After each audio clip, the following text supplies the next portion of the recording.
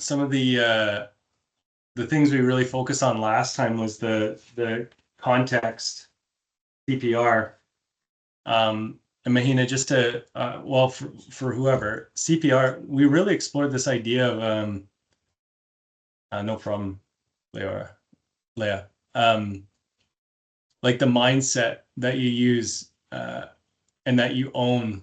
And I think that's going to be important talking about today about finances. Like a lot of this work that we're doing is like a mental game. And that's why I really appreciate learning, how context can be used, how context can be played. And today I want to kind of wrap it up with looking at the financial picture, which we all know finances helps run these things. But I want to start with the mindset that we have around finances, because that will really help us understand our success rate. I've seen a lot of people go through pitches and see the way that they hold context around money and how it relates to success. So maybe to begin, I'd love to hear if you listen to the Robin Wall Kimmerer conversation. She talks about scarcity versus abundance, and talks about how like the economic system, the capitalist economic system, it's based on scarcity. It's based on everyone feeling scarce, on recognizing that everything is scarce, so that when you do have something, it's of value because everyone else doesn't have it. And so that's how the model works, is like make everyone feel or assume that there's not enough. And my friend said this best. He's like, nature is naturally abundant. Like there's wealth in nature. And then all of a sudden bankers came in and said, put a wall up between us and nature and said, you can only access certain amounts and it's scarce. And so that abundance has been lost by these kind of divisions that we've created. So it's an interesting model. But I want to start by kind of exploring our own relationship with money so that we can see whether the money mindset is a part of our barriers. So maybe just ask yourself that question, like what is your relationship to money more in the scarcity mindset or abundance, or how do you view money in general? Is it evil? Is it playful? I'd love to hear people's perspectives. I would love to hear from everyone too, so don't be shy. I'll go first. Thanks, Alex. I think it's interesting because like I think growing up in my own family, it was always scarcity mindset. And I think I had that. I carried that with me like my entire life. And then when I started working at the credit union, I like completely shifted that. And I was like, oh, I'm smart about how I use my money. I'm smart about all these things. Like I work for a financial institution now. And so it's interesting how that has even carried me within like where I am today at Common Ground. And like when finances get brought up, even within like how we're talking about funding things, I have more confidence, even though I probably have the same amount of knowledge that I did before I worked at the credit union. But maybe I have a little more, I feel like I have a little more insight, but just like the way that I can approach it, I feel more confident in it. And I think that the tools that we need, I always think, especially I'm not scared to say like, oh, we need this project to be sustainable, but like sustainable in the way that it's like moving forward, yes, for the environment, but like definitely for like financially sustainable as well. It's hard. It's like a hard conversation sometimes to have within different circles. But in the for-profit, that's what they're all about. So I have to sometimes fight for the other way. But yeah, I don't know. I always am interested, especially like from Mahina and just all of you guys, to like see like how you approach that, because I'm always looking for new tools to like how can I bring both to the table and be really like have my context be very confident in the way that I speak about how we're going to fund an opportunity or like a project that is worthwhile. But yeah, that's me. Yeah. Thanks. I'm curious when you say like it's hard to talk about money. I can't remember the context, but what's hard about it for you? I think I've never been like a numbers person necessarily. Right, okay. So when people are spitballing like, oh, we need 150 grand and then this and then all, I get lost in that, and I just know the one goal in mind. I'm like, this Right. is the number that I need, Yeah. whatever else. So I think I always have to come really prepared to those meetings because those things I get mixed up about So I easily. I guess can just hold to, lots of things in oh, my brain, but numbers are not one of them. right, right, right. So in your context is like, the prize. You don't know how to get there and you're not worried about the nickels and dimes. Like you're more like, let's get to the 1.6 million kind of thing. Yeah, Okay. yes. Okay. Which I don't know if that's helpful or not, but that's just the one number that I always keep in my head. And Yeah. then yeah, there's obviously other details that are Yeah. important too. It's good, yeah, in this conversation just to see what I want you to like think everything's malleable here. And so nothing's right or wrong. Nothing's like needs to be fixed. Nothing needs to change. This is an opportunity just to kind of assess like how do we see money? And so it's cool, like Ives, like you're like on the end prize, but you'll avoid or just like assume the nickel, like the process to get there is not your wheelhouse kind of thing. Um, is that fair to say? Yeah, yes. And it's Okay. not always a positive thing, I would say. Yeah. It's what's really helpful too about what you're sharing is that the final thing about all this is like when we set out on our visions, it's we got to find the right team. You're not going to do this alone. So if you know the gaps in your in your process, in your thinking, in your assumptions, in your context, like fill the gap with somebody else, somebody who loves spreadsheets. Like if you're like the vision of like let's get to 1.6, like get the person that loves spreadsheets and loves like process. So this is what I want to do is kind of pick apart where Yeah, are your gaps. Not because it's wrong or right, but just so that you can know how to fill them. yeah, I love that. Cool. Thanks, Ives. Somebody else want to go?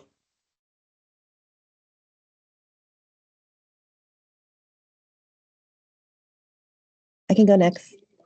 It's Thanks, very similar Stacey. to Ivory's. Yeah, of course, similar to Ivory's. The only thing that I would add from my context and experiences and background is like my family was immigrants from the Philippines when they came to the US, like literally with like two suitcases, right? And so there's this like scarcity model in that there's like a hoarding quality. Like, and I Right. think about all the stories I was told growing up about like princesses and dragons and literally dragons sitting on top of gold, right? Like you have to hoard this in order to have it be something that's Mm, equivalent to treasure, right?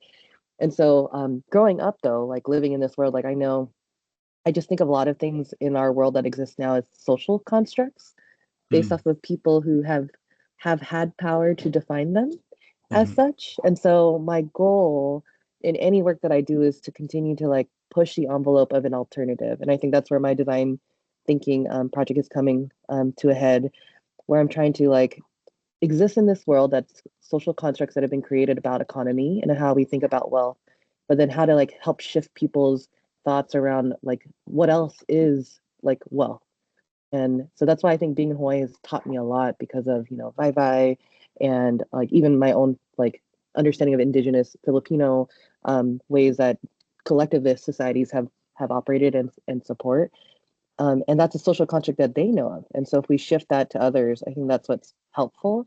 And then I'll be like thankful to you, Jamie, forever, because I also started now to include like nature's like um, kind of influence on all of that thinking. And I put the quote in that I literally posted yesterday. I've been following a bunch of like biomimicry like businesses and like other types of philosophers. And I'm like, they mentioned this and I'm like, yes, if we look around, there's so many things that we do that may not be that defined wealth or like success measurement.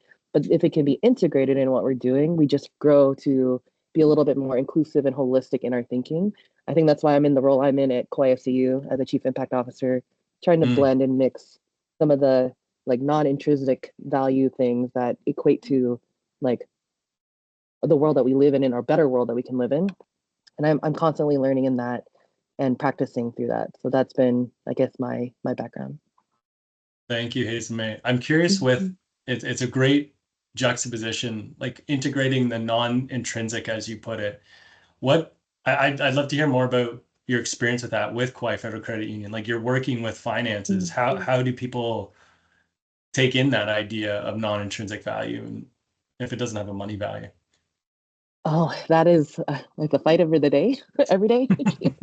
Yeah. And the good news is, I think I wouldn't be at this organization if there wasn't like an opening or like an Yeah. openness to that. And so that's why I'm really thankful being in the spot that I'm in with the people that I'm working with as I continue to challenge that and to like, it's always going to be a challenge because it's not the norm. It's not like what we all have grown up to, not traditionally credit unions or banks have been known to do. And if we can just shift a little, that little shift is this going to keep leading to more and more. And so from a context, I think it's been a challenge, right? Like to mix like what does it mean if a community is like financially healthy, and what are those measurements that we use for that? How do we know how much we're impacting that? How much does it cost for us to do this programming and to do this type of work from a monetary perspective or even investment perspective? And that has been conversations that we just continue to grapple with because we are like treading new territory here, right? We're Yeah. journeying on this place that others have kind of have examples in their areas, but it's going to be different and should be different for how we approach it with the work that we do. And so I just feel really privileged to be able to fight every day for that. And Yeah. I think that's where I exist in this world to do. So. That's awesome. I want to reflect back because again, context is it's sometimes helpful to know your context by hearing from other people how they see you or what they hear from you. So I think your context is great, but the words I hear are like we're the first like pioneers. This is a fight. Um, Mhm. we're treading new ground. It's been a challenge. Um, and again, I'm not saying these aren't true or are true, but just for us to play with context, like I think a lot of systems changers have a context of like this is an uphill battle. And what if Mhm. it like I'm just like maybe there's a different context to play with. Mm. So anyways, I just want to reflect those words because Ooh. Yeah. it was really coming clear as you were speaking.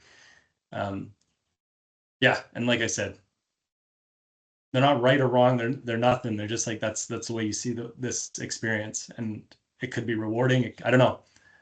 Mhm. I'm curious how you respond to hearing that back. Ooh. I didn't realize that that may be what's coming across, but I'm someone who wears like my heart on my sleeve. And so like that's how I'm gonna just say it as I'm feeling it. And so if that's how I'm feeling in the moment, I definitely do feel that way then. And my context then are like, I guess that's the context I come with, but I always am curious about the perceptions that people receive that in. And is Right. it like off-putting or is it like um that's what I'm like, yeah, that's the part that I'm like, ooh, I should thank you for that, Jamie. So I can listen for that and then see like how what people's reactions are. Cause in different settings, it can be different things for different people, which I've known and I felt for, and maybe that's why I feel like I'm fighting all the time. Right. But yeah, that's very insightful. Thank you. And yeah, I just feel like no, I right now wouldn't describe it any other way. And Yeah. and for me that invigorates me to be like, you're strong enough, you can do it, and you have people that either will support you or not, but how you help them bring them along. So Oh, I don't will ask me say that like though. a few weeks Oh, later. I'm like if I'm yeah. like stressed, I'm like, oh no. But right now it's good. I will say though, your basic like your underlying context is really beautiful and soft and welcoming. So even though you use those words, it is like shrouded in this like real openness. So it's a kind of a beautiful blend just to reflect it back to you. Thank you. Okay. Yeah, Hazelme makes me feel safe. totally. Oh, She does. thank you. Very peaceful warrior. Awesome. Thank you. Anyone else want to share? I don't know if Mahina or Mason want to go. But I think that I just want to thank you. This is the type of conversation makes me hungry for information for sure. I was not, I didn't learn anything about money. I didn't even own more than a $20 bill until I went to college. My Yeah. parents' idea of finances, it was always scarcity. I have had 11 siblings. They didn't all live with me at the same time, but there was always the in and out, a lot of children, chicken fighting. Vegas was how you made money. And my parents went every year. Chicken fights was how my dad tried to make money. And he was always getting, I love my dad, he passed away. But he was always trying to do those, like he was suckered in by all those, like, if you turn this in now, if you give $20, you'll get like $1 million type of thing. So, and they grew up during the war and everything. So there was a lot of that. So I had no idea, went to college, got a credit card, like within the first week, maxed it out because it was only like $150 and spent like the next, decade, just like rolling in endless, just borrowing and debt and borrowing and debt. And so it became a very emotional thing, as I think it does, and something that was so fueled by that, it became something that was shameful because there was, it was almost like a character flaw. Although I recognize now, I had no no one to go to, did not feel comfortable in, and just kept going down. But about 15 years ago when my son was young, I don't know what happened. I could say it was from the credit union because Kaua'i community, and I'm not doing a plug for them at all, but I worked there when I was a lot younger and kept my finances there, and they had always been so supportive of me. So when I was going through my divorce and such, and trying to be a single mom, it came to head. And it was something that I had to be honest about for myself. And I think it starts there. And it's hard, just feeling very, you're supposed to be so smart. So how come you're so dumb at this stuff? And it's not something that you want to even share with your best friends sometimes. So I somehow got put in this financial literacy type of workshop for women. Have no idea how I ended up there. And it was like 5 weekends where you put in money and they matched just a little bit. So at the end of it, you could get like about $500. Let me bring my son. And we kind of worked through more of the emotional stuff about it. And I was able to set up just on Excel a budget sheet based on budgeting that they taught me about. And from there, I think that evolved to something where it's just like every single day, I just faced it until it wasn't emotional anymore. It was just like brushing my teeth. And I'm not saying that financially it got better. It just, it was still very hard because I was really one income for a very long time, but I could at least see everything and know how to manage. And once I understood, even on a smaller level, how to take control over the things I could, and knowing that luckily I could go to the credit union when my car, the cars break down because I got a bad car and it was a cheap car. So, it's just trying to understand that even though I'm, you're in the cycle, understanding the cycle helps you better manage it. And then also, just hard on the sleeve, being forthcoming, I think, with my partner, which was also a really hard thing. It's like, I don't want to tell you what I'm doing, but what are you doing kind of thing. I think just being very honest with one another. We have separate finances about how we support each other.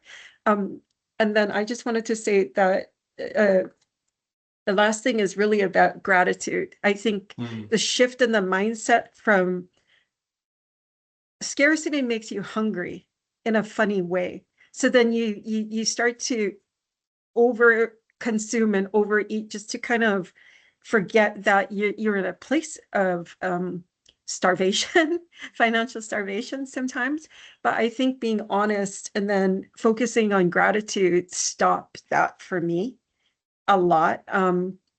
Definitely it's been a few years now, so where it's not that I want anything so much as I'm so grateful for what I do have, and that a lot of that abundance has come when we're looking at other types of wealth, has come in other ways. Just people sharing food, cooking for one another, watching my kid, being grateful for having a place, for my job, just that switch and just being on it every day really has, I'm, you know, I gotta say, you know, I'm at a place where it's not about, it doesn't trigger me anymore. And I think until you get to that place, it's really, really hard then to see that there's a possibility beyond just, you know, the debt part. And not really, I mean, like, how then as a group do we start to change people's stories, the stories that they tell themselves about this is just how it is. Everybody's in debt. Nobody can afford everything. How do we change that? I guess that shared, the things we tell each other and then we tell ourselves about what's possible here, is something that I know that I'm very hungry about. How do we raise the skill levels so that satisfaction not only comes from the paycheck, but the fact that you want to do the work that you do because it contributes to you and it contributes to the community around it. Those are the things I feel like release me from the curse, that you know, just generational type of curse on how to just think about money. Yeah. And I also read the richest, is it the richest man in Babylon? Some of the Esther Hicks things, kind of new wave, Napoleon Hill, Right. you know, just really trying to find different ways to not think about money, but feel about it. Anyway, that's what I got to share, is there's so many more positive ways to feel about it. Yeah, that's amazing. I've listened to that, like, I don't know, about 5 times. Yeah, Yeah. it's become my daily reader. I love him. I love his enthusiasm. Yeah. Yeah. What reader is that? What reader is that? Sorry, I missed This that. is Outwitting the Devil by Napoleon Hill. Oh yeah. Yeah. It's on my Audible. Yeah. Yeah. Leah, I so appreciate your share, because there's, I mean, lots kind of popped up for me, and I want to reflect a couple things back. One, you know, because I struggle with this too. Like, I've set up a daily practice where every morning I just go and visit my bank accounts, because I used to avoid them. I was so scared of them, and it's like I treat them like an old friend now, just like, hey, how's it going in there? Just to get over that old pattern of just letting it be, and you know, letting something else take care of it. But what I loved about the part about gratitude is it is a context, and I'm just like picturing a person who's so grateful for what they have and maybe doesn't have a lot of material things, but then comparing that to a person who has a lot of materials but is not grateful for what they have. Like, you can feel the energy difference of those people. Like, I can feel this one so grounded and so peaceful, and this one's kind of, like you said, that hungry and like kind of shaky, and it's like kind of weird, like you don't trust them a lot. And you know, when you talk about how do you get people to get out of that curse, we mentioned this last week, like the strongest context wins. It could be in a meeting, it could be in society, and it's like that context, the more of those people we have, like you, who are just grateful for the day that they have, like that, they're unshakable. And then this person will start to be like, what do they have that I don't have? Like, because they live in scarcity, so they're always looking for what they don't have. And when you're grounded, it's like a very powerful kind of measure. It's very attractive too. I know, you know, these people talk about money being attracting money. But I just love like the visuals you kind of created in my mind, and that importance of gratitude just feels like a magnet to the earth. And you're just like, you're fine where you are. You're grateful you've got your breath, you've got food on the table. And that's a very powerful context. It's interesting because we live in a world where that loves to generate this context. So it takes practice to hold the context of gratitude, and especially when you start to compare and look at neighbors and look over the fence and start to think of what you don't have. So I think it's a really powerful kind of journey that you've gone on. So thank you for sharing that. I just wanted to say, I don't know if it sounds like funny or whatever, when I just more subconsciously, I felt joy when I went into gratitude. And that was more something that I hungered for than this job will give me money. This thing will give me money. This thing, that I buy will give me satisfaction. I feel like when you know what joy feels like, that's what, I mean, that goes, and peace of mind, that goes beyond just trying to, intake things that never fill you up. So, anyway, it does work. Like, yeah. Oh, this is beautiful. Those are all beautiful sharings. Tammy, can you restate the question again? Because I'm getting pulled into all of these stories, these rich stories. Yeah, I wanted to hear your relationship to money and the context you hold around it.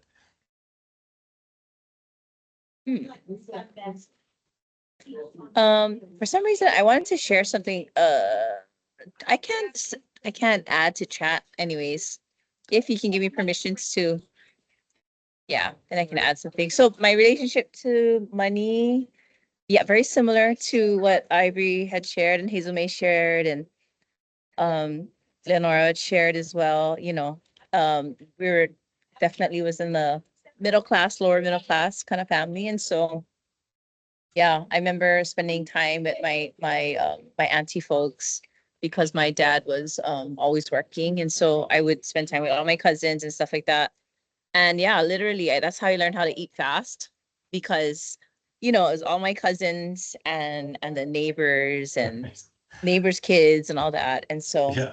I was just one other mouth to feed. And so, yeah, I learned how to eat fast because everybody had what they had. Yeah. Also, in the family dynamic is they kind of saw me as kind of like the cousin that had a little bit more resource than the rest of them. And so it was kind of a weird dynamic. And so they treated me sometimes love, but it was hard love. And they would rough me up a bit, they'd side jabs and all that kind of stuff. Um, and what I got out of that of resource and having and not having was that, the way that they were raised, I saw them, even though, by all means had, just enough food for the family, just enough, just enough, just enough. But whatever Yeah. they had, they gave generously. Oh, They didn't have that much, but they gave what they could. They, generously. And I learned about generosity and the importance of generosity from them, from my auntie who was a single mom who was raising her kids, raising her nieces and nephews, raising the neighborhood kids, taking care of her mother and all of the things. And so, yeah, so that is one aspect of my relationship with resources, with monetary resources. So I'm in agreement with what everyone has said. I'm also trying to so other things I've been thinking about a lot. So I have this one nonprofit. Sorry if you can hear this, I'm gonna be boarding a plane soon. But I started a nonprofit right before COVID hit called Ho'iwai Fund, H-O Okina I WAI Fund. If you want to take a look at it. And it's really about myself and my other co-founding women. We have an interest to decolonize wealth in Hawaii. And yeah, try to reimagine philanthropy in Hawaii. So if you just were to pull it up, it's HOIWAI fund.org. So yeah, I think you would be really into it, Jamie, because if you want to pull it up, I don't know if I can pull it up, but it's can I share screen? Maybe I can't. I can. Let me share. Yep. Oh wait, wrong. There you go. Stop. Oh, am I did share? I shared? Yeah, Okay. you had it up. Yeah. Hanaho. Okay. So yeah. So a lot of this, it's all this how we're reimagining the ecosystem of philanthropy in Hawaii is based on our vice systems. Hawaii is our wealth, is how we measure in high volcanic islands, is how we measure wealth. And so we're trying to essentially, as there's Ho'iwai, there's an actual Ho'iwai. It's an ancestral technology and device that's used to, as we take water from source waters to irrigate our fields, we make sure that we have a device called the Ho'iwai to return enriched waters, right? That are injected with minerals and so forth, and then we return it back into the tributary or stream, right? Yeah. So that, and the idea is that we are cognizant and aware of our use and our impact, so that we have, as part of the stream users, that we have to assure that our use is responsible and is also going to help continue to enrich those who are downstream of us. And then, and this is part of this whole social economic system that is focused on the health and vitality of our water sources. So there's this concept also called Po'alima, Friday, Po'alima. So lima means hand, it means 5 also. So on Po'alima, and so we have adopted Po'alima as our Fridays. So we, in pre-contact, and even during Kingdom Days, the land, there's different tiers of land management, pretty sophisticated. And one such tier, there's all kind of different terms and different status roles, right? To care for water systems, care for land management, to organize the human resources in service of Aina. So we call Po'alima's a Friday. So that's when they was set aside the days. So everyone would have, you would have your different specialty, right? And you would care for your own kind of garden area, for your own sustainable use, personal consumption, family consumption. But there were also every Friday was designated for kind of like the public works. Like everyone, you call it, anyone in the entire valley, for example, or in the Moku, like how Peleke did, right? And then you call the masses of people to come together to take care of the public infrastructure, so to speak, quote unquote, public infrastructure, to maintain that in perpetuity, because we have an understanding that you cannot just take care of your own little individual section, that we need to take care of the important public infrastructure that is going to benefit everyone. Yeah. Yeah. So, I mean, that's how I think about financial resources. Like I'm constantly trying to figure out, like, how do we remember and revere financial resources as Vaivai? And how do we build those systems while disrupting systems that have been harmful to us, and to our lands and our relationships. So yeah. That's awesome. Yeah, this fund looks really incredible. It's interesting too, Mahina. It's like as you share these things, like it really wasn't long ago, I think, in a lot of our cultures. Like I think of my Not at grandpa, all. Yeah, not at and all. he built, I think, 12 barns in his community. Like as soon as it burnt down, everyone just showed up the next day. There's no phone call. Right, Right. It's not that far removed. right. And so I love that we're like reawakening this, or you're reawakening this thing for us. No, we're all doing Yeah. it, doing what we can in our various spaces. And throughout, different parts of the world. Yeah. Yeah. Yeah, it gave me chills actually just thinking about it. Thank you.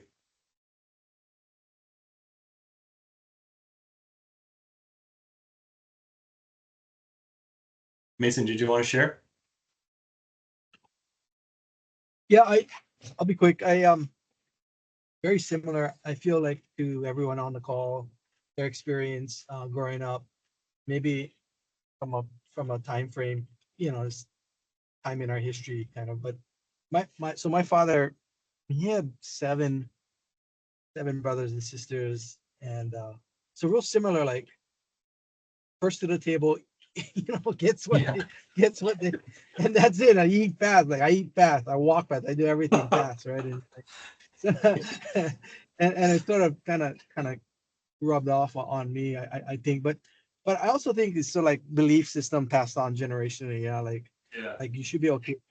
Yeah, some that comes to mind is this belief that, hey, like you should be thankful for what you got and that's enough, or and not ask for more, and so that relationship sort of rolls into um security, right? Like as you mentioned, like that scarcity kind of mindset that I think definitely has been prevalent in my life. But what I've come to sort of understand, at least for me, what started to happen was energetically, like the clarity, like the personal, who he is, how much he needs to live versus like what Mason does and contributes to the world, two different things almost.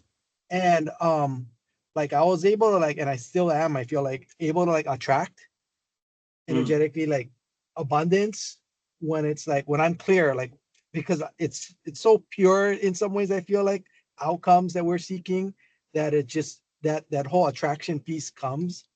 And so I've never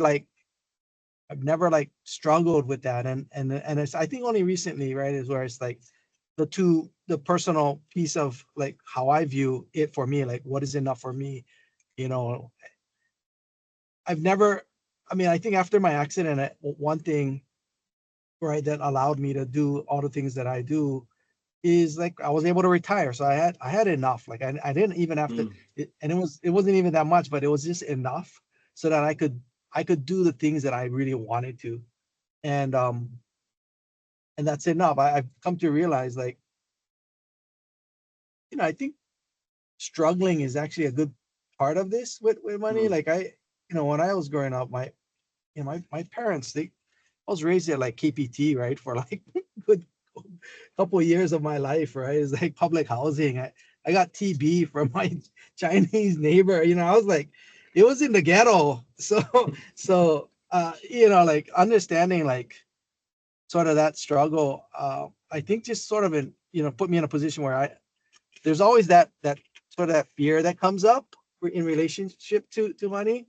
But I've really been able to like recognize like how to connect my personal, like what I do or what's important for me to continue on the journey or the a commitment or purpose that I have in my life, that balances like so that's been the driving force, and that source of abundance has always been prevalent. Like if I can, if I need to be okay. I don't need a lot, but I need to be okay in order to continue doing what I'm doing. Yeah. And that's worked out, I guess, at least in the last few years. Yeah. Yeah. That's awesome. It's I with in my mind, like biomimicry, I instantly think of metaphors in nature, and what I'm hearing, Mason, is like, the mother tree story. The mother tree is the tree that has a big canopy, and so it gets a lot of the sunlight. But the mother tree doesn't grow any taller. It doesn't try to get to 800 feet. It's capped, and it starts to share and just distribute. It's like the sunlight almost runs right through it. And I like that's kind of what I hear in your context, is like you've been able to hit this like sweet spot, and you're distributing resources to the trees around you, and to the projects around you. The other thing too that I liked is that in that metaphor, a mother tree will actually restrict how much resources goes to its seeds, to its progeny. So it will hook up to its babies. And it won't just like feed the baby. Like it wants the baby. The baby has to struggle a bit, because when that mother tree dies, that baby's taking over, and it's got to be strong. And being strong means like being resilient. It means being pushed around in the wind. It means like not having it all, like being creative, being adaptive, responsive. So a couple of things that popped in mind when you shared, but yeah, you can see that context. There's like it's a flow kind of context for you.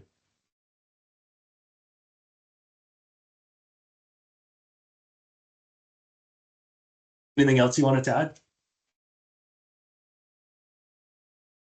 Awesome.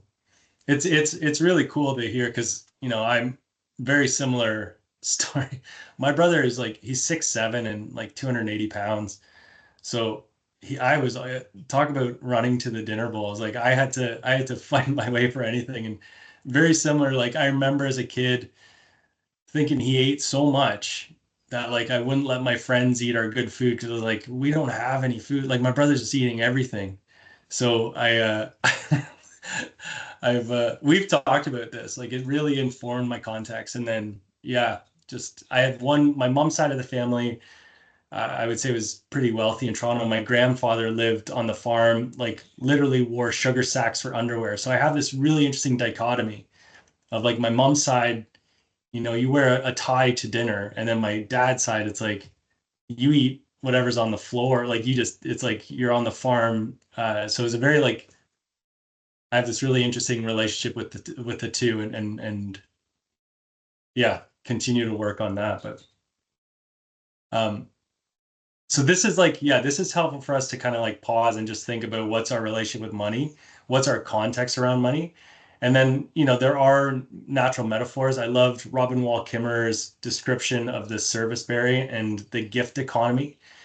Really, Leo, what you're talking about, when you're grateful for what you have, that's a powerful context. But when you live in that context of gift economy, like when somebody gives you something, she says, like when your auntie knits you some mittens, it's a very different relationship than when you buy them from the store, because there's reciprocity. There's like you are honoring this gift by taking care of those mittens and treating them with respect because you know the effort that was put into it. And then Hazel May, your quote that you shared about nobody's invoicing anyone in the natural world. It relies on reciprocity. So, and then I remember Ivory one time when we were chatting on island once, I remember I hope you don't mind me sharing this, but just like, it was innate for you to give. It was just like in your nature to give. And so when people with a capitalist mindset, like exploit that, it's like, wait, what was that all about? Like, I thought we were sharing here. And then they turn it into a commodity. Um, and working with Indigenous people, like last week I had a call with an Indigenous woman here, like near where I live, and she said outright, she's like, how are you going to use the information that you're going to hear from me? And it was great. Like that's not great. It's sad, but that's how she relates to white people. So it's an interesting kind of challenge. And what I wanted to transition to from this conversation was the second point, is then how do you communicate and work with people in a capitalist society? Like when you want to bring money in, when you're out fundraising, how can we bridge that gap? And how do we communicate? So context is like the baseline. I think context is a powerful tool to know how you show up, and if you want to change how you show up. But I think it's also important to explore like how are they showing up and what's their context, because that will determine how you are going to play with them, because these are two contexts. And sometimes, like you hear often in the capitalist society, like shark is like a good business person because they just come and they just crap, like the image they're trying to portray is like they'll just eat anything, as kind of the way they just want to exploit and capitalize. So I guess I wanted to hear like, yeah, your perspectives on like how do we engage these different contexts with money, and maybe hear some experiences with it, because I want to go transition this into like how do you write a pitch deck? How do you ask for money? Any thoughts there? Well, I need to leave and I'm so mad. I'm going to watch this recording later because I think that's the part that I'm amused for other people. I feel like I can get money for grants for nonprofits. I can do that stuff. But when it comes to doing it for myself, it's almost like it's the opposite of what I've been trying to build at this point, where I'm at a place where I'm just full of joy for what I do have, and Right. I'm thankful that my son, he actually has the same attitude except for when it comes for fishing stuff. But trying to then build something for myself. Yeah. Which I know is there. I just feel like there's like a blur sometimes where it's just like I can get money from my neighbor. I can get money for my friends. But then when it comes to me, it's like the mechanic that, you know, his car is always broken. I feel like that sometimes with the work we do. So shoot, I'm gonna miss this. Well, we can Mason, I connect. have to go. Yeah, Mason, I have to go to the Wailua debrief. God bless you guys. We'll see you on Thank you. Saturday. Thanks, Hello. Claire.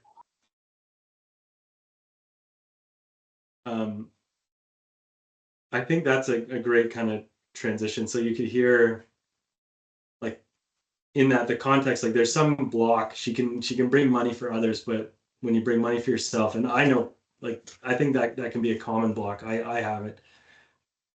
I think one of the things that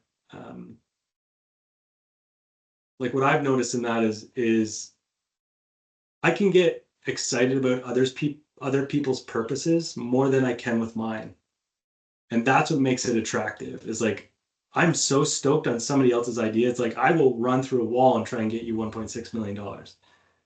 But when it comes to me, it's like, now you can start to see, are you deserving? Like, there's layers to this. Like, am I enough? Is my purpose enough? And that's why I built, like, this course is starts with knowing your purpose, because when it's strong enough, then you can change that context. It's like, no, I'm here not for me. This isn't my money. I'm trying to serve this purpose. And so I'm gonna show up and be like, funnel this money. So it's a context, like it's so much context game in this. The one thing I wanted to share, this is something I've used, and I'll share this with you guys, but it's an article that says, like, the greatest pitch deck ever written. And I want to use it kind of to, like, walk through how we can ask for money. First of all, like, the first layer is like, do you have a block around asking for money? And for me, the antidote is just like, have a purpose strong enough that you don't care, you're going to ask for money. But the way that this person laid it out, I think, is really interesting. So when we go, I had a marketing fellow tell me, never market what you're doing. Always market how you're going to help that person that you're speaking to. So it's like, you don't talk about, never start talking about you. And that's in a sales, I remember in a sales course, they say 80% listening, 20% talking. Because if you start talking first, you don't know what you're selling. You're just selling what you think they want. But again, like, if they're coming from a capitalist mindset, like, you don't know what context they're coming with. So it's like you got to really listen to what they have to offer. And if you don't get a chance to talk to that person, you know, people's contexts are reflected in their websites and their LinkedIn pages. Like, you can see what kind of person they are trying to project. So that's like a pitch deck, and asking for money for me is all about trying to figure out what are they kind of wanting in the world. And then this 5 stages is kind of a cool way to explore that. There's many ways to communicate to that, but number one, you got to figure out what their context is and what they want, because people love to talk about themselves. People think about themselves more than anyone else in the world.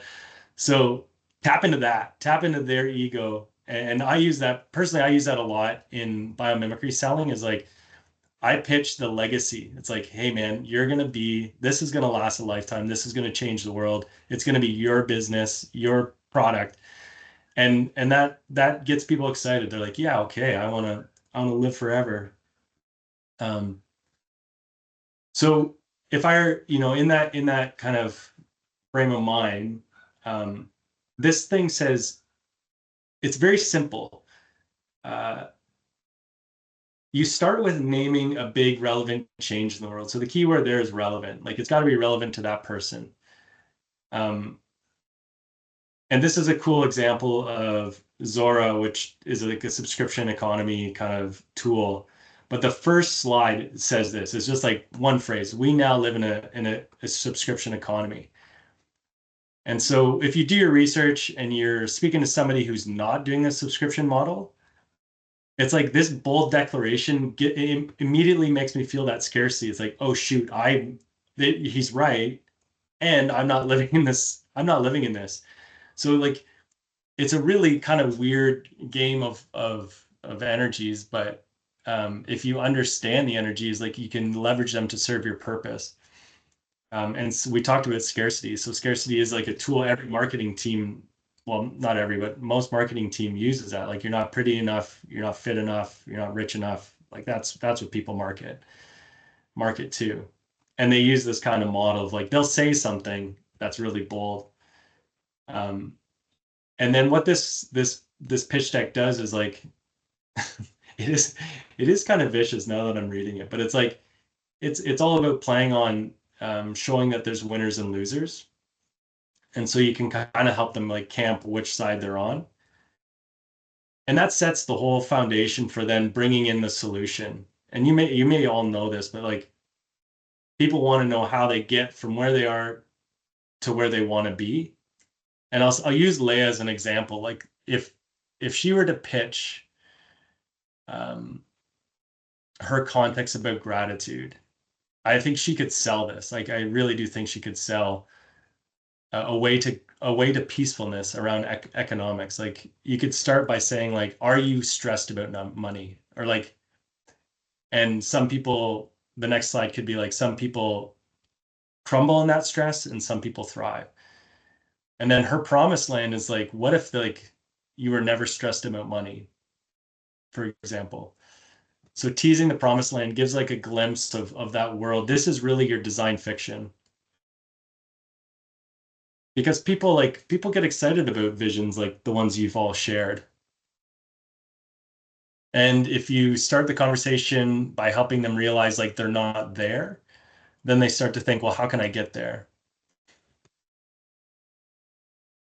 Then the fourth stage is just introducing the tools that you offer to get there, whether it's consulting, whether it's a camp. It's like, this is the how, the product. And then the final step is just prove that you're the person to get them over that bridge. Show them, this could be examples of people's testimonies. It could be like numbers. It's like, hey, we're able to get people this amount of profit. But I think, in all of this, what I wanted to kind of highlight was like, this all depends on knowing the person you're talking to, which is a bit of a game. Like you don't know what's going to send them into a feeling of scarcity. You don't know necessarily, like, not everyone's going to have the same promised land or excitement about the promised land. So there is a catering to this. And I did talk to this marketing fellow did say there's 3 or 4 slides that you can use universally, but then you're going to have to cater each slide to the person you're talking to. And especially like depending on the sale pitch. But I wanted to share that as a model. It doesn't have to be the model. Maybe I guess I'm curious, like what has worked for you in successfully like gaining clients or having people adopt and buy into your visions or products. Okay, sorry folks, I gotta jump on a plane, but Jamie, I'll see you on Sunday. Awesome. Thank you. Aloha. Mala. Hello. Thank you. Hazel, man, I'm curious, like in your world, have you how do you see this playing out, or has anything worked for you in fundraising? And Yeah, I'm thinking about the last presentation we did where we won an award that was it was presented to like a group of like 400 conference attendees, and they did like a live vote. And so that's how they were able to choose between 2 different projects, the one that we were presented and then another credit union and a nonprofit organization. And I recall what we both did really well was tell the stories of those that were impacted. But what I think differentiated our presentation is we actually started it from a place of we wanted the people in the audience to imagine themselves in Hawaii whether they visited it Oh, before cool. or have never visited. So I described what you would hear, smell, like had told them to close their eyes. And so they could feel and sense like the urgency of the problem that we were kind of like painting for them, but also the Yes. beauty and what the juxtaposition is. And especially if they've had experienced that before, it like really tugged hopefully on their heartstrings, I think.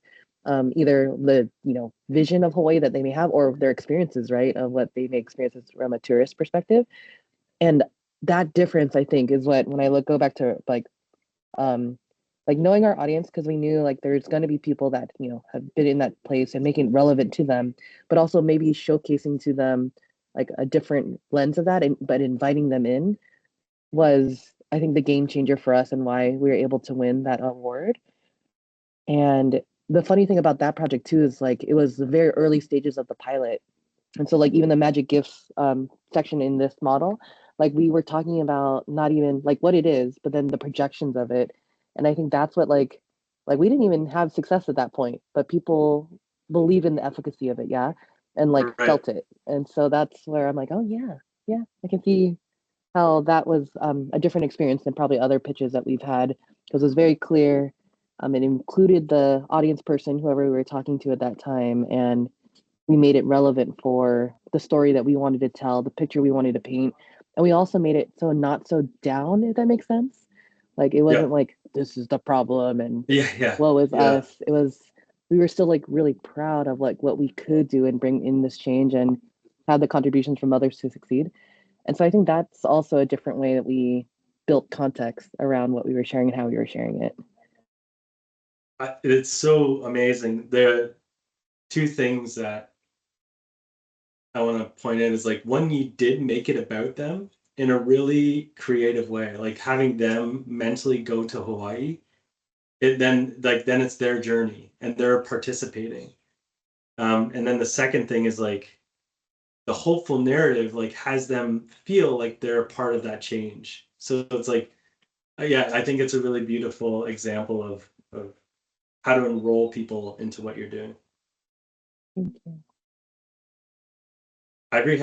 I'm curious in your experience, especially with Common Ground now, like have you had any interesting experiences? Yeah. Well, I was actually gonna say, well, one, I love like the emotional piece in that you're like really giving people a sense of the just like feeling all of the things. And I think that that's always so powerful. I honestly, okay, I have two things. I have like one, I think it's easy again, like you all said, it's easy for me to like market and share for other people. So like I think one of the places that I've been successful in this is like helping my husband do his boards, and I love talking Right. about it. And what I definitely don't ever like sell like, oh, you need this board. It's like more about like our lifestyle and like what we're doing and like how we live, whatever, which is like one context. And then I feel like in order to not like make people get the ick from us for like being like, oh, we're surfing all day long, like also making sure that like our boards are in the hands of like all the kids that are in Ha'ana, and it's like super accessible. They're like on our team and all of these things. So like just always making sure that that's taken care of first, and like the kids are taken care of. And then um yeah, it's just like yeah, like you said, it's like less about the products at all. Like it's not really about that. It's just Right. about like the lifestyle like that surrounds it. So that part has always been very easy for me. And then now moving to Common Ground, I think because I'm not necessarily like in control of like the overall vision of like Yeah. what their goals are, although like yes, aligned, Yeah. sometimes it's hard for me to like be like selling a product that I don't know if I can have control over completely. So I think, I don't know, I struggle with that. So actually this pitch deck is actually really helpful in just like thinking about it differently and how I can present it and speak the language that they're looking for, like one for the visitors and then also just for our investors. Yeah. Um, I don't know, it's actually been a struggle because um yeah, for like a community and like what they think about Common Ground. is not necessarily positive all the time, like myself included, from the get-go. And then, but now, you know, obviously now I'm in it and I understand it, and I understand all of the things, but like communicating that out to different people can be difficult. So I'm not sure if that is that what you asked. No, But it's very helpful. So I appreciate even just like looking at the pitch deck and how to share what we're doing without being like, we're the best, we do everything amazing, and you don't, which is like kind of has always felt like Common Ground's very like exclusive and fancy, kind of like, I don't know how to change that perception. Yeah, I don't know. I there's a couple things that kind of come to mind as you're speaking. Is this goes back to your design fiction that we were playing with and your purpose, because it sounds like the way it's being projected is not in integrity with who you are. Like, and when things are out of integrity, it's like it gets uncomfortable. Yeah. Yes. Yeah, like yes, 100%. And this, I mean, something I want to reflect to you is like, I think this is why you're so valuable to the company, is because they see that you hold a context that is inclusive and that is welcoming. And so I guess what I'm trying to say is like your design fiction and what you're trying to do, your purpose within Common Ground, honestly, is probably more important than what they're trying to present. Yeah, And I think that's why they hired you, is because they don't know Hawaii. Well, I don't want to speak on their behalf, but this is the energy I'm getting. Is like they may not really get Hawaii at its like core, if you know what I mean. So I'd love Ives to like, I want to help kind of build that, your communication, and maybe if people don't mind, like we can use your case as an example to maybe walk through like, how do you communicate your purpose, like what it is that you're bringing. Yeah. I'll be honest, I went back through like what my design fiction was going to be, and it shifted a bit because I realized like, yes, I do events, but overall, like when I looked at like my goal of what I wanted, like Common Ground was almost more of like a tool to get there. And so I like, it made me feel a little bit better about what I was doing. And and so looking at my mural board, but essentially I think I was I just went back to like, okay, if the purpose is that like our island is like goes back to being like a living and breathing thing, and that our community is thriving, and then that would be like the result.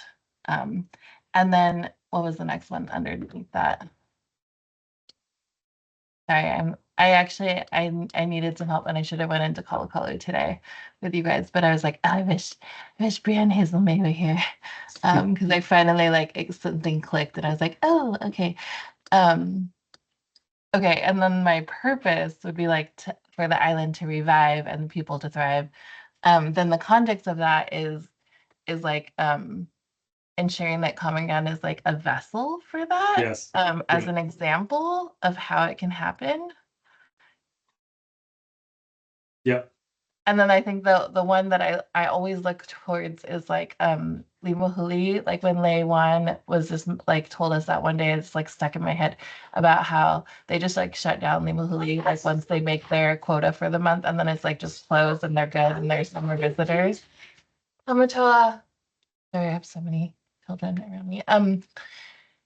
And so I was like, oh, I love that. So like my design fiction was like, what if the island we treated it like a hibernating bear, and like during time like it needs times of rest and then times that it's open and like time to revive and like replenish itself. And during that time, like our people are kind of like regrouping, reconnecting, making sure that things are like all working well. And then during like the time of like we're awake, then people are welcome and they can come through and the resources are like flourishing. And then so that's like a higher, lower, the result would be like a lower impact, like footprint of visitors, but a higher, what did I put?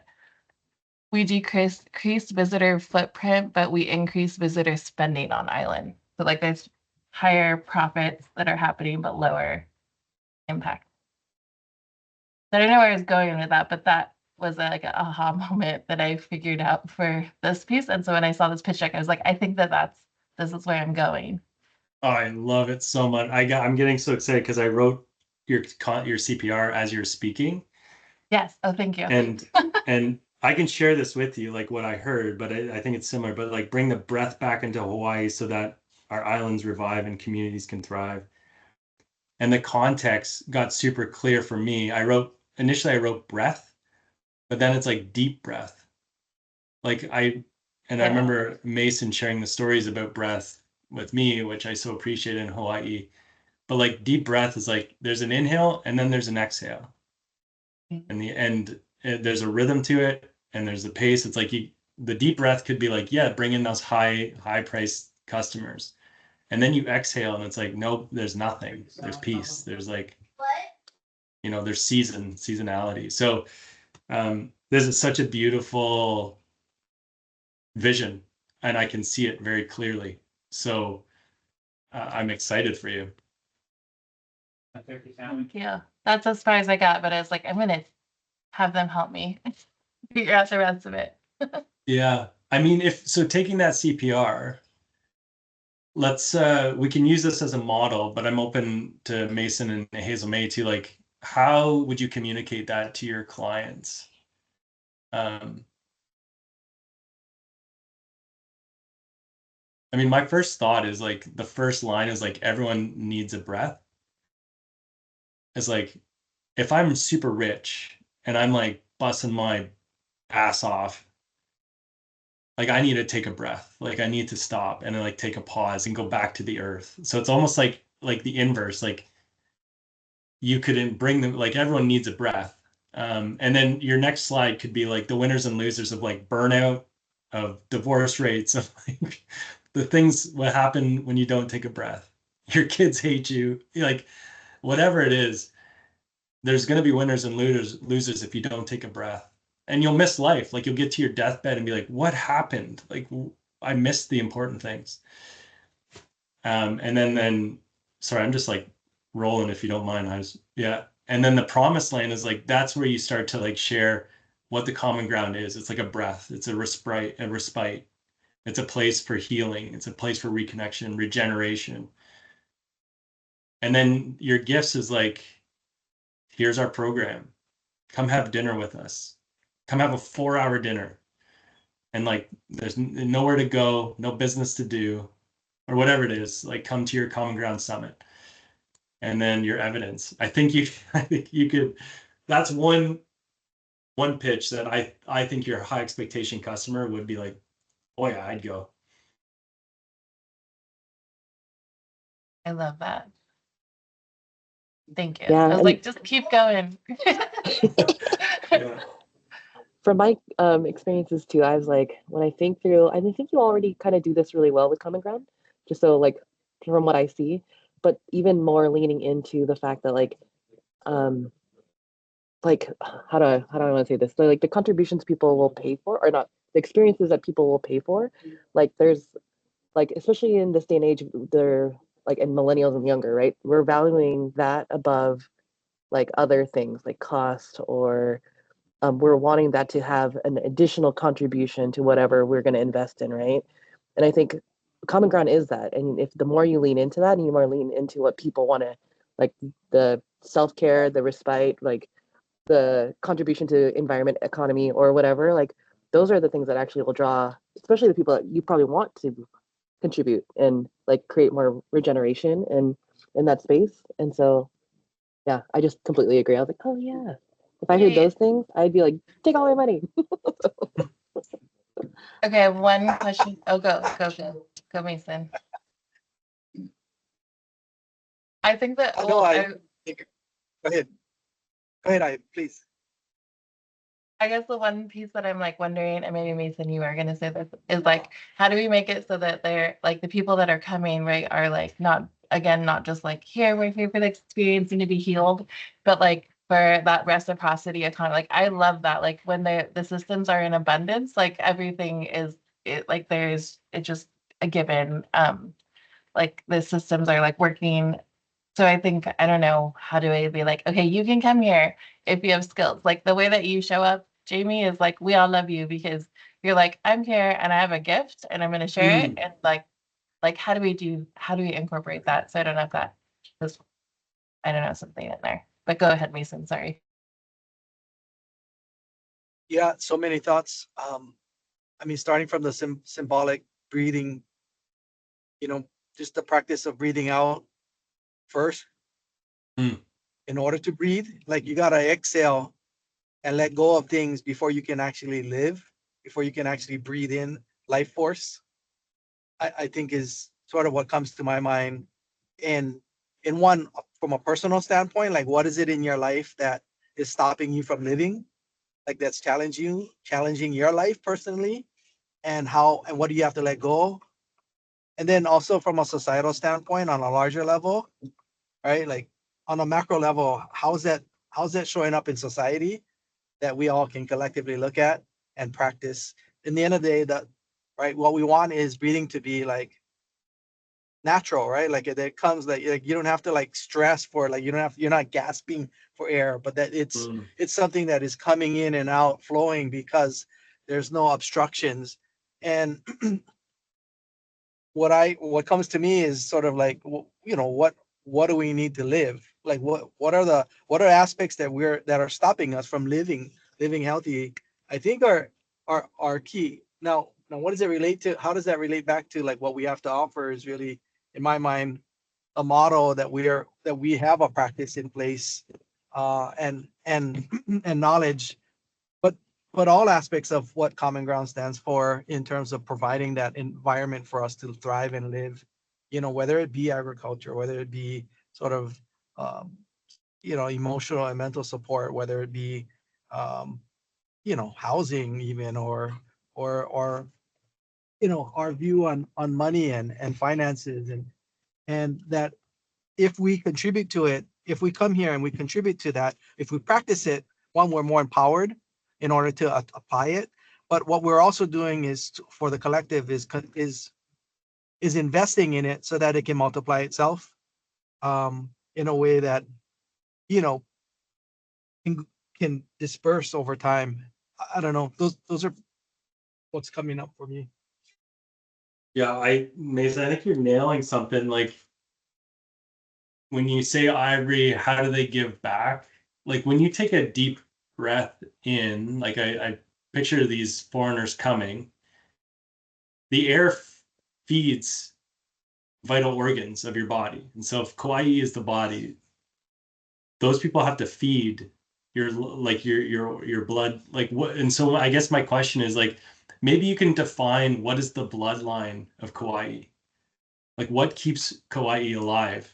Maybe it's the kids, maybe it's like certain regenerative agriculture, maybe it's the fish pond, maybe it's housing. But like that's like if they're coming in as oxygen, then their role is to feed those things. So you can set up programs to make sure that their resources and talents and skills feed those services.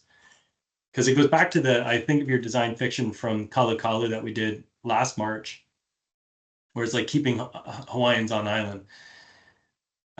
Find out what those key organs are. I'll call them organs, but like, and then make sure that your oxygen that you bring in the terms of the people is like they contribute, because I think it's going to be reciprocal too. Because if I see those on your website, like partnership with whatever, Kalu, whatever, it's like your partnerships.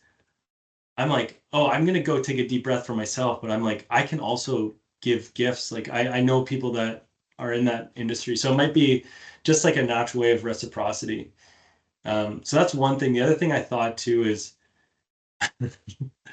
I think the exhale is as important as Mason said. Like I'll be candid. I picture just like the exiles getting the foreigners off the island. It's like, thank you for the breath. Now go. And then, and that void is a chance for like the community to come in. It's like nature abhors a vacuum. So it's like kick them out. And then the community can come and use common ground in a way that's supportive. So these like rhythms of like foreign, but it's got to be the foreign, it has to be an investment. Like it has to be a contribution. Like you don't breathe. Like if you go into a toxic environment, like you hold your breath. So like every breath has to be contributing to the body.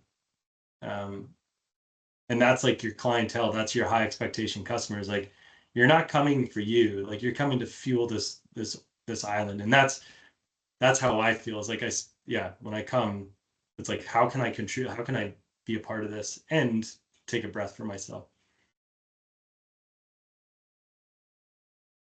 I love that. Randomly, we have, I guess maybe it's not randomly, a friend of mine, Justin, who I just had come in and do a team breathwork activity Oh, cool.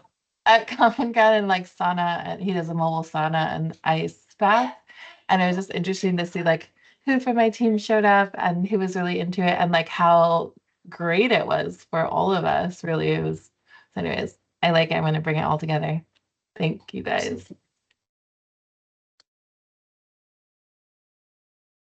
Anything else people want to share? Do you have any other questions, or how do you feel? Like it feels like there's some good energy brewing for you right now. Yeah, I'm just excited to like get started on this now that it took me a long time to click. So I'm just grateful for like the grace and letting me work through all the things. It's tricky. Like I totally get it. Yes, it took me years, like even after running my business. And I wanted to reiterate too, like it's okay to use Common Ground as a tool. I use my company as a tool, and I'm like, I don't tell them that, but I'm like, I'm unashamed of like, I'm in B+H for one reason. It's like to pursue my purpose. And if that doesn't work, I'm happy to leave.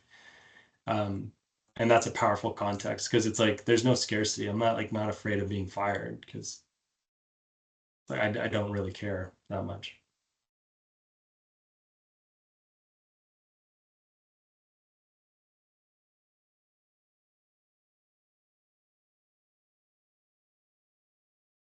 So I'm just gonna write your CPR in the notes here that I had so that you can have it. Hey, how's it going? Is that my surfing buddy? Yeah. Yeah, good to see you, man. I finally learned how to surf last time I was there. You're gonna have to show me the ropes. Okay, bye. See ya. That's awesome. Oh, boy.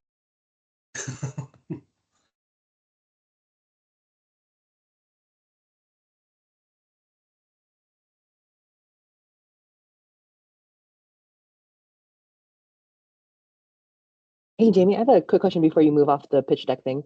Yeah. From a intentionality, right? Like I think this is like a part of my design fiction is like knowing we exist in this capitalistic society, right? In the world. And so like you know that there's going to be people that haves the haves and Yeah. then they may not necessarily align necessarily with like the values or the purpose or the intentionality, but they may want to put their name on something that they can put their name on. Like Yeah. take like at least support in that way, which is like a a means to an end. um like I guess my like when I was thinking through my design fiction, like some of the questions that I have are around like we can't ignore that we're currently in this world that we are in, and how can we help indigenous communities and businesses and like other historically excluded folks in knowing that this is the reality, and then how to find mitigants or ways to continue to work through that despite, and also hold on steadfastly to your vision, your purpose, to how you want to show up. Yeah. And yeah, so I think maybe that's just the questions, like, so there's intentionality around the pitch deck and like who you seek and who you are like like applying this to, but then also and there's just the fact of the world is like we also have to learn to do this to potentially people that we may not normally want, Yeah. and maybe Yeah. this is the opportunity to change, right? Or Yeah. introduce. So thoughts Yeah. around that. helpful. The way I approach it is like, yeah, there's going to be like friendlies that are easier to talk to, that like you Yeah. get excited talking to them because they get it. But honestly, the way I try to practice this is like rooted in a deep love for everyone. Yeah. And just loving that person, recognizing their bias is based on a bunch of assumptions that they've made, like really just honoring them as a human being and be like, that's cool, you have $1 billion. Like I'm honestly not that impressed, but it's like you're a human being, you were a kid once, you're some mother's son, like you're a beautiful thing. And so it always becomes a game then of like, how do you speak to the soul of that person? Like, how do you, and that's where the listening comes in, is like, if you can listen to somebody really powerfully, I say like something I think of is like listening to the background of that person. I don't know if you've ever heard that, but it's like not to what they're saying, but what they're projecting. You can pick up on people and get to their heart pretty quickly.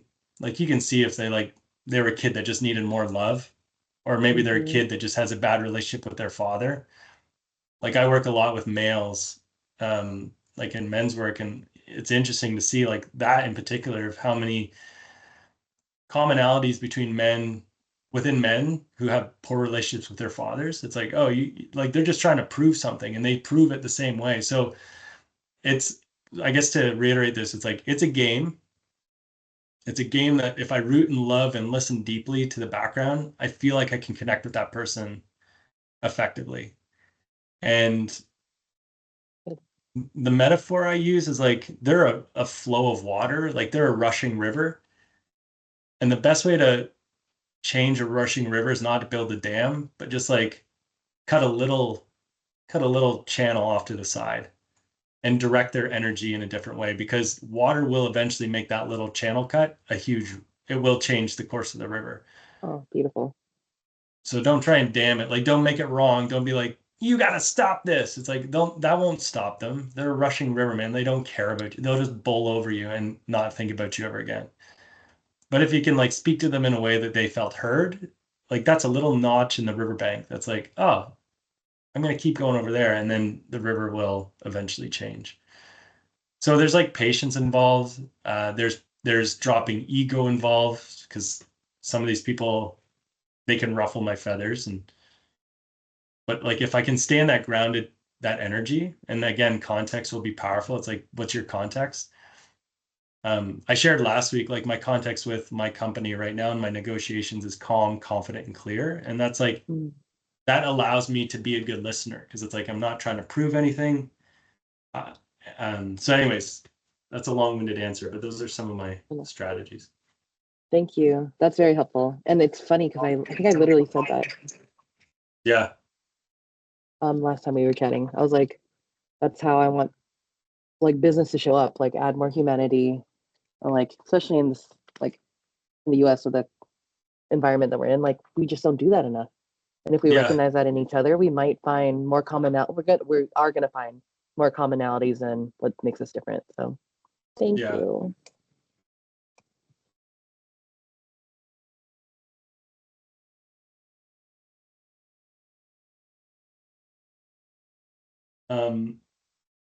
This is cool, guys. I really appreciate the candid conversation. Because it's just a few of us, like I'm curious if there's things around finances. So I want to preface this. I'm not an expert in finances. I'm in this game as much as you guys are. But if there's things that you would love to see, like think of me as an open book. Like if there's things that you want to know behind the scenes, maybe like how I write a pitch deck, or how I like draft up a consulting like fees, I'm happy to share. Yeah, maybe I can throw a scenario out that kind of crosses some of what you've spoken, and also maybe Hazel May's last sort of look into like how do you get people to come on board. And I'll take it from a even the other side of a spectrum, not like the visitor person who comes, but rather internally, like like our cultural practitioners. So like this past weekend, was Ahu'ava, right? Because of the equinox coming here. And so there's ceremony for our Pohaku group. Well, I've been together a couple years and steeped in like the practice of dry stacking here. And and it's interesting, like as we talk about like purpose, right? Like when we talk about some of our people's interests, it's hard for them to reconcile, like, I'm here for my people, I'm here for my culture, I'm here for our future. And then on the same day, I had a request, and so I worked this through with Beleke from an international, a global group that was coming together, healers, people from all over the state, but all over the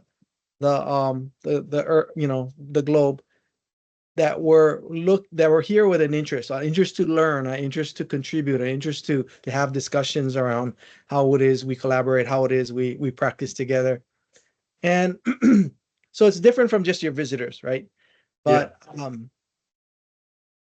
I think the reconciliation between like those with a different purpose on that level, and then traversing into like, because here's the thing, as we're having this conversation at the fish pond, now that all of the federal funds are like we're gonna get hit hard, because right. most of our funds were federal. And we're talking now, the board's talking about like, okay, you know what, we like, we're very strict. Like, we never even went to, like, when they do that the beer festival, I forget what organizations, like they asked us, like, hey, you guys want to make some money, come here, you serve the beer. We're like, nah, that doesn't align with our organization. You know what I mean? And now we're like, oh, maybe we need to think about how we let some visitors come here and come up with this graduated, educational, uh, you know, sliding scale for people to come and visit in order to make some money. And so this was sort of like a litmus test for me, because they came with the right intentions even. But so much, I think, of the practitioners in the group that was sort of like, now at the same, they were both at the same place at the same time, right? Except I was running one group and Peleke was running one group. And so it just was like sort of wasn't strained. It was just like this protective kind of Right. space.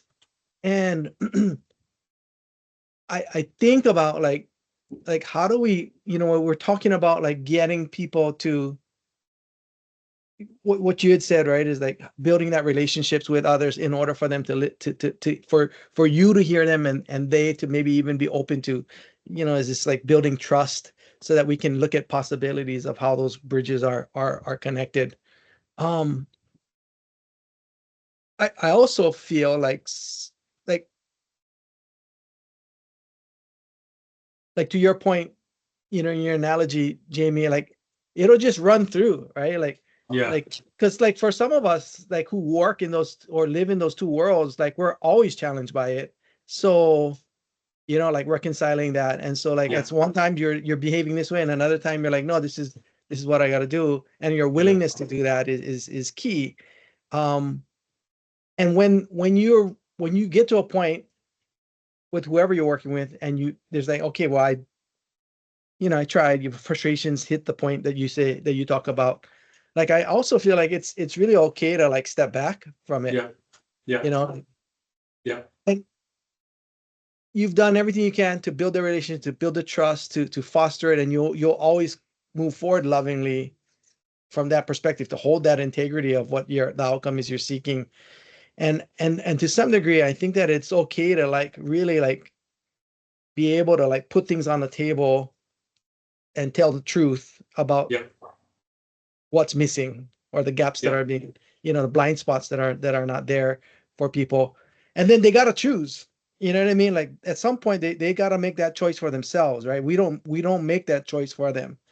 And and I've just felt like it's okay. I feel okay, like if I've gone and done that and I'm always there, even after I like, okay, this is what you're not in integrity with who you say you are. You're wanting to contribute, but you're not, that's not who you are, right? You're not following through on it. So bye. Yeah. Yeah. You know what I mean? and it's okay. And I love you, and it's okay. I have the door 100%. open. You come home. You come here if you want to, and if you don't, then that's your journey.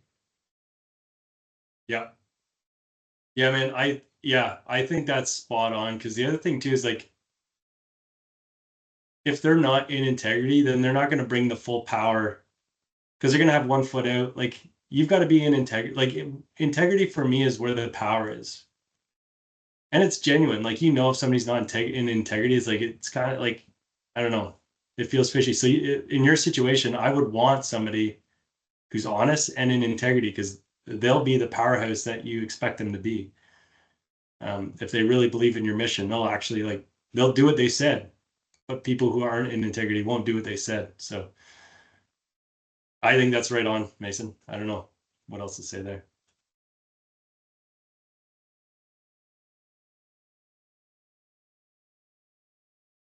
And I can picture it sucks that, like, you invest in somebody and then they're like, they weren't the one. Yeah. And I think, yeah, maybe it's good to, like, honor that too. Like, honor that. I call them shit sandwiches. Like, sometimes you just got to eat a sandwich you don't want to eat. It's like, yeah, yeah, like, it just sucks.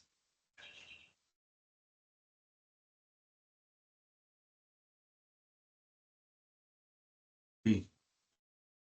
Is there anything else you wanted to add to that, Mason, or like you're looking for? No, I just wanted to make it okay for everyone on the call to recognize that Yeah. your contribution is that, and that everyone has their own choices to make in the end of the day. Like I think what I hear in Hazel May is like, how much do I try? Yeah. like I've done this, and it's like I'm knocking on the door, and they kind of hear, you know what I mean? And I think that and actuality, I think like the whole I'm trying to reconcile this also, like from nature's principles, like this whole like kaboom is sometimes okay, you know what I mean? Like that's not we want. I mean, there's more fallout for sure, Yeah. right? But that's part of it as well, I guess, Yeah. is my point. You know what I mean? Yeah. Yeah. Anyway, So that's yeah. I was gonna say thank you, Mason, for sharing that. I feel like not that you were trying to point at me, but it has been heavy, right? In my heart in the last few weeks. So I feel seen. So thank you, like without being like super explicit about everything. But I'm also like hard on my sleeve, right? I am trying to be as transparent as possible with everything going on, right? So yeah, it's helpful to be feel that and also know like I have my boundaries to which I know what value I hold and what I do, right? And then like I'm choosing to also put in the effort to do these things. And I've hopefully checking in with myself. Maybe that's the thing I need to do more frequently, like checking in with myself on what those thresholds are. But I think it's also greater than me. And that's, I think, what goes back to our purpose, right? It's greater than me. So what am I willing to like, endure? And right now it's good. So I'm going to use that energy while I can. And it's helpful for the question I asked and the way that I asked it is there are means to an end, but if there's always hope that there's the possibility of, influence or change, like I'd rather do that because then they let like you said, Mason, they chose to open the door slightly.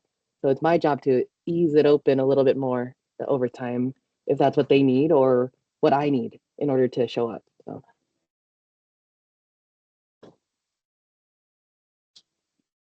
Yeah, we call it oki. Yeah, Mm.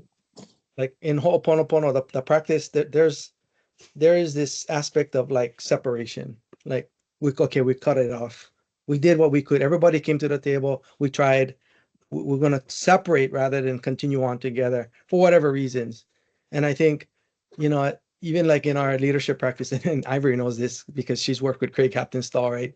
His approach is like push a button and keep his finger on it, right? And in order for growth to occur, right? Or like realizing, and like the guy will not get like he'll like make people cry. He'll get fired, right? And But he always says like the outcome I'm looking for is for understanding, right? To like, and sometimes that requires us to work through that, the trauma. Mm.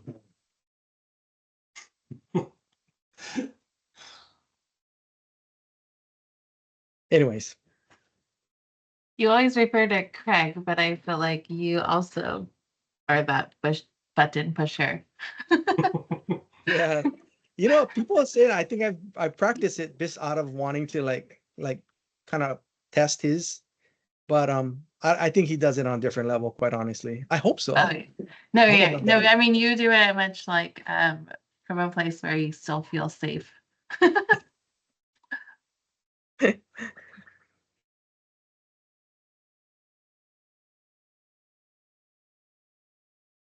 I mean, it's yeah, I totally understand. We call it like ruthless compassion. Um, and I think it's like it's an effective way to get through the masks really quickly to see what a person's real story is. Like, what are they really up to?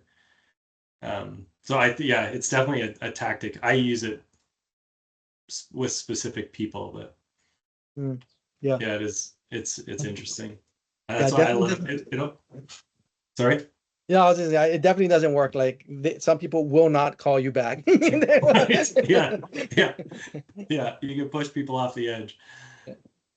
Yeah. Um, cool. No, so it sounds like, yeah, Hazel May and Mason, you guys are privy to something, but anything else you guys need to say around that?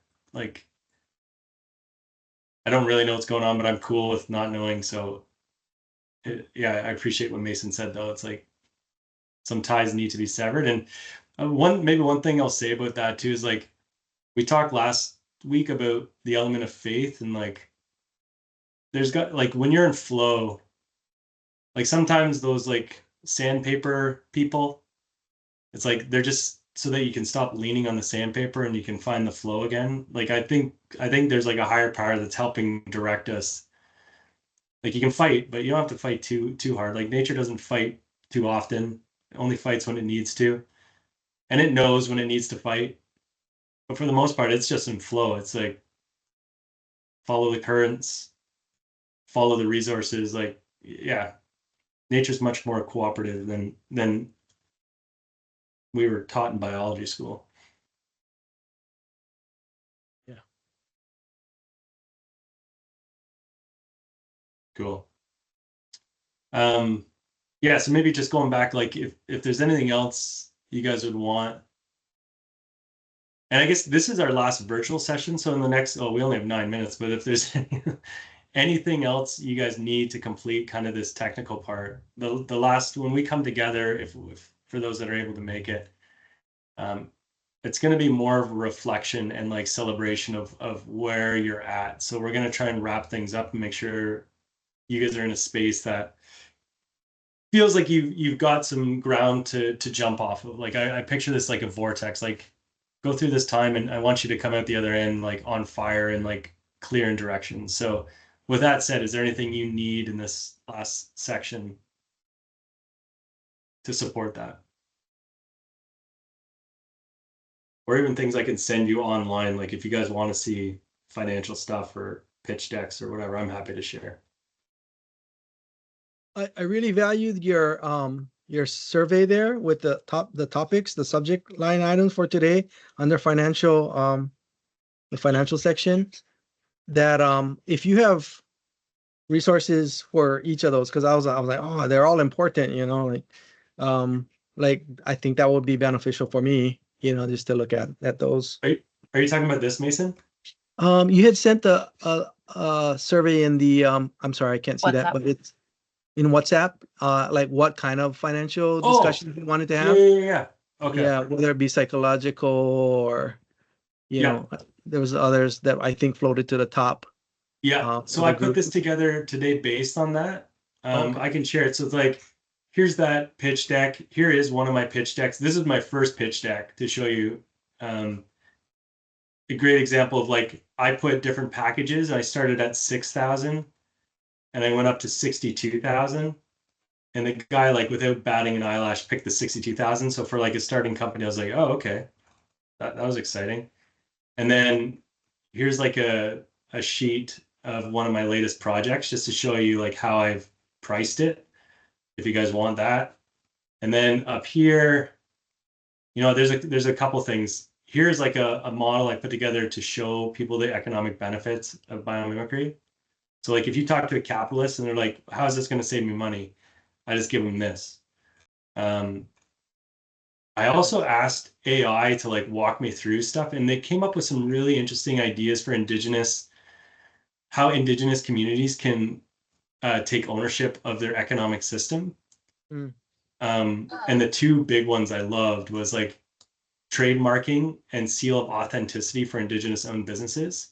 Mm. So it's like, hey, people will buy that, and then you won't be exploited. It won't be culturally appropriated. And then this is the one I think is really of power, is using storytelling and branding. So Hazel May, you did that, and I think Ivory, you've got that skill set too. So I'll share all of this, and then the final things. These are PDFs that talk about economic impact of green infrastructure. So like showing how nature is an economic driver in decision making. There's 3 of them from 3 different contexts. So I can share, I can put these into your Miro boards for you guys to kind of like peruse, but it's just a bunch of stuff I wanted to put together to honor that poll. Yeah. Well, Sorry, I'd also say like I think contextually like you brought up the seal thing, and the first thing I thought about, yeah, that's great, and then my second thought was like, or it could be like put a target on me, you know what I mean? Like, Yeah. given our times here, I think it's like Yeah. how we navigate, right, these next few years, I think are important, together. Do we double down? What, I mean, what's the strategy, I think, in approach here? I mean, even as I wrote aspects of my book, at some point I said, no, I gotta say this, like, Yes. and we were deciding like, are you sure you want to do that? Like, you want to go DEI, man? Like, you know what I mean? Like, there's some of your readership, you know what I mean? Which, right, because we're talking about wanting to get people into the room to have that discussion, and some words you use will just not allow that, right? And so, how to strategically place that, I think, in the context of what we believe here and what we're trying to apply, I think is really important. Yeah. Yes. Thank you for sharing that, because that's my bias as a white person. It's like, yeah, I think there's value, but indigenous people have been targeted in Canada over 250 years, and in America 500 years. So anyways, I hear you. And maybe there's like ways of bridging that. Maybe you could certify it regenerative, use terminology that's not targeted. Like, hey, is this Kaua'i regenerative? And like the process to become Kaua'i regenerative is like, oh no, you've got to talk to an elder about, like, you've got to go through a process that like empowers the indigenous people. So it's great point, and you can work around that. Awesome. Anything else, guys? Oh, go ahead, Robbie. I was just wondering, like, so when we're meeting in person, are we presenting something? Like, is this our Ho'ike? What should I expect to be Yeah, with? great question. I'm gonna clarify that tomorrow morning. I was gonna see where we ended up today. I have an idea. I sent like an agenda to Mason like a week or 2 ago.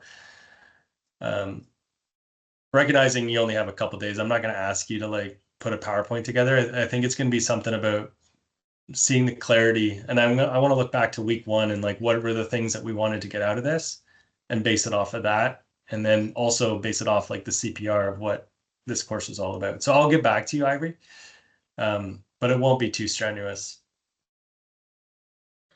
I want to make sure we can wrap up powerfully. That was my question. Okay, right on. Okay. Cool. Well, thank you guys so much. I'm excited to see you in a couple of days and then see where we can take this. Yep. We'll take it. Let's take it. Let's take it. Excited. All right. Thank you guys. Thank Mahalo. you. Aloha. Mahalo. Aloha. Thank you.